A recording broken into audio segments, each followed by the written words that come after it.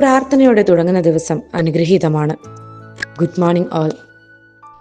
കഴിഞ്ഞ ദിവസത്തെ റിഫ്ലക്ഷൻ ആരും മറന്നിട്ടില്ലല്ലോ, അല്ലേ? ഇന്ന് നാം ആയിരിക്കുന്ന ഈ ജീവിതത്തിൽ പല കാര്യങ്ങളും ആവശ്യങ്ങൾക്കായിട്ടാണോ അതോ അത്യാഗ്രഹങ്ങൾ നേടിയെടുക്കുന്നതിന് വേണ്ടിയാണോ എന്ന് ആഴത്തിൽ ചിന്തിക്കേണ്ടിയിരിക്കുന്നു. എന്താ, ശരിയല്ലേ? ഇനി നമുക്ക് ഡേ 8 റിഫ്ലക്ഷനായി കാതോർക്കാം. ഈശോ മിശിഹായ്ക്ക് സ്തുതിയായിരിക്കട്ടെ. അപ്പസ്തോല പ്രവർത്തനം 1:8. പരിശുദ്ധാത്മാവ് നിങ്ങളുടെ മേൽ വന്നു കഴിഞ്ഞാൽ നിങ്ങൾ ശക്തി പ്രാപിക്കും. ഭൂമിയുടെ അറ്റങ്ങൾ വരെ നിങ്ങൾ എനിക്ക് സാക്ഷികളായിരിക്കും. ഈ വചനം നമ്മുടെ ജീവിതത്തിലും അത്രയും പ്രസക്തമാണ്. പലപ്പോഴും നമുക്ക് ഭയം തോന്നാം, നമ്മുടെ വിശ്വാസം ഏറ്റുപറയാൻ, സത്യത്തിനായി നിലകൊള്ളാൻ, അല്ലെങ്കിൽ ശരിയായത് ചെയ്യാൻ.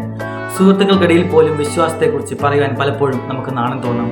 കുടുംബത്തിൽ ക്ഷമിക്കേണ്ടടുത്ത് അഹങ്കാരം നമുക്ക് തടസ്സമായേക്കാം. ഇത്തരം നിമിഷങ്ങളിൽ പരിശുദ്ധാത്മാവ് നമുക്ക് ധൈര്യം നൽകുന്നു.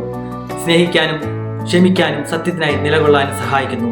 ജീവിതത്തിൽ ഓരോ ദിവസവും ഓരോ നിമിഷവും പരിശുദ്ധാത്മാവിന്റെ ശക്തിയാൽ ജീവിക്കുക. നിങ്ങൾക്ക് ഓരോരുത്തർക്കും പരിശുദ്ധാത്മാവിന്റെ കൃപയും അനുഗ്രഹവും ഉണ്ടാകട്ടെ എന്ന് സ്നേഹപൂർവ്വം പ്രാർത്ഥിക്കുന്നു. ആമേൻ.